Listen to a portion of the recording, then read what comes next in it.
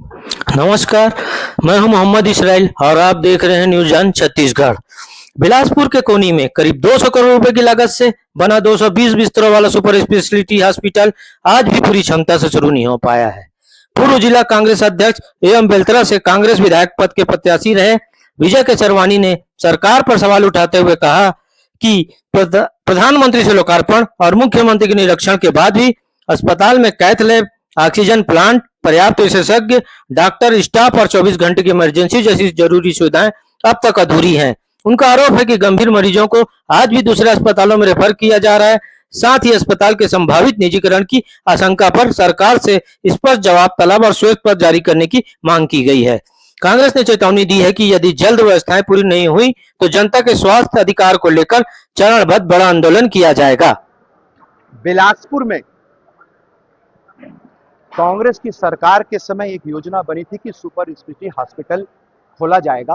200 करोड़ रुपए की super speciality hospital की स्थापना बेलतरा विधानसभा के कोनी क्षेत्र में हुई है। आज सुपर स्पेशलिटी हॉस्पिटल की स्थिति यह है कि यदि कार्डियोलॉजिस्ट संविदा पे नियुक्त है तो वहां कैथ लैब नहीं है, मरीजों के लिए ऑक्सीजन प्लांट नहीं है, वहां एम्बुलेंस के नाम पर एक वैन की व्यवस्था है जिसमें मरीज व्यवस्थित रूप से लेट भी नहीं सकता।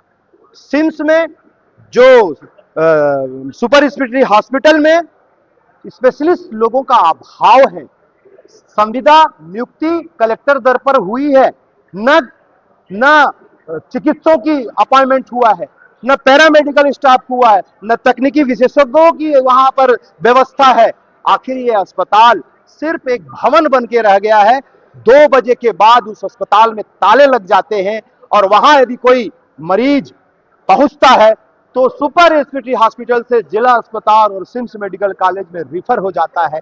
ये स्थिति सुपर अस्पताल की है। और यदि कोई मरीज भर्ती भी कर ले तो मरीजों की भोजन की व्यवस्था, मरीजों के परिवार की रहने की व्यवस्था तक, दवाइयों की व्यवस्था तक उस अस्पताल में नहीं है। मेरा ऐसा मानना है कि जगदलपुर में भी सुपर स्पेशलिटी की स्थापना हुई थी अस्पताल की, उसको निजीकरण कर दिया गया। ऐसा तो नहीं, सरकार को श्वेत पत्र जारी करना चाहिए कि ऐसा तो नहीं कि उसका निजीकरण, तो बिलासपुर सुपर अस्पताल का भी निजीकरण तो नहीं किया जाएगा। जब यहां पर इस अस्पताल स्थानीय विधायक बेलतरा ने इस क्षेत्र के प्रदेश के प्रमुख नेता माननीय दिलीप सिंह जूदेव जी के नाम पर, क्योंकि दिलीप सिंह जूदेव के प्रति छत्तीसगढ़ की जनता में सम्मान है, तो यदि इस सुपर स्पेशलिटी हॉस्पिटल का यदि निजीकरण होता है तो क्या स्थानीय विधायक सुशांत शुक्ला इस निजीकरण का विरोध करेंगे, जनता के साथ खड़े होंगे? क्या सुपर अस्पताल में सिर्फ नामकरण करने से विधायक की जवाबदेही और जवाबदेही खत्म हो जाती है? अगर वो जनता को मुफ्त इलाज की सुविधा सुपर स्पेशलिटी अस्पताल में मिलनी चाहिए तो सरकार के समक्ष यहां पर 1.5 साल से न डॉक्टरों की अपॉइंटमेंट की फाइल, तकनीकी विशेषज्ञों की फाइल, यहां पर भर्ती की फाइल 1.5 साल से रायपुर मंत्रालय में अटकी हुई है। क्यों यहां पर अपॉइंटमेंट नहीं हो पा रहा है? और जिस अस्पताल का उद्घाटन माननीय प्रधानमंत्री जी ने किया हो, जिस अस्पताल का निरीक्षण माननीय मुख्यमंत्री जी ने किया हो, तो ऐसी कौन सी बात है कि 1.5 साल बीत जाने के बाद भी वो सुपर स्पेशलिटी हॉस्पिटल सिर्फ एक भवन रह गया है? सुविधाओं के नाम पर, इलाज के नाम पर न केवल बिलासपुर जिला बल्कि आधे छत्तीसगढ़ को ठगा जा रहा है, क्योंकि बिलासपुर एक केंद्र बिंदु है। जिस तरीके से रायपुर राजधानी है उसी तरह से बिलासपुर न्यायधानी है। यहाँ के भी हक, यहाँ के लोगों को भी अच्छी सुविधा पाने का हक है, मुफ्त इलाज मिलना चाहिए, ये हमारी मांग है। छत्तीसगढ़ सरकार की जो पब्लिक पार्टनरशिप योजना है, क्या उससे कांग्रेस इत्तेफाक नहीं रखती है क्या? छत्तीसगढ़ पीपीडी मॉडल का मतलब है कि आम जनता के ऊपर बोझ, सरकार का पैसा, इंफ्रास्ट्रक्चर पैसा 200 करोड़ रुपए सरकार का, जमीन सरकार की, मशीनें सरकार की, पूरी व्यवस्था सरकार के पैसे से, आम जनता के, सरकार का मतलब आम जनता के पैसे से मुफ्त इलाज के नाम पर सुपर स्पेशलिटी अस्पताल यदि खोला गया है तो यहां की जनता तो सुपर स्पेशलिटी हॉस्पिटल में सरकार मुफ्त इलाज क्यों नहीं देती? तो फिर क्यों प्रदेश कांग्रेस कमेटी एक साल से चुप बैठी हुई है? क्यों इस प्रदेश के बड़े कांग्रेस नेता शांत है?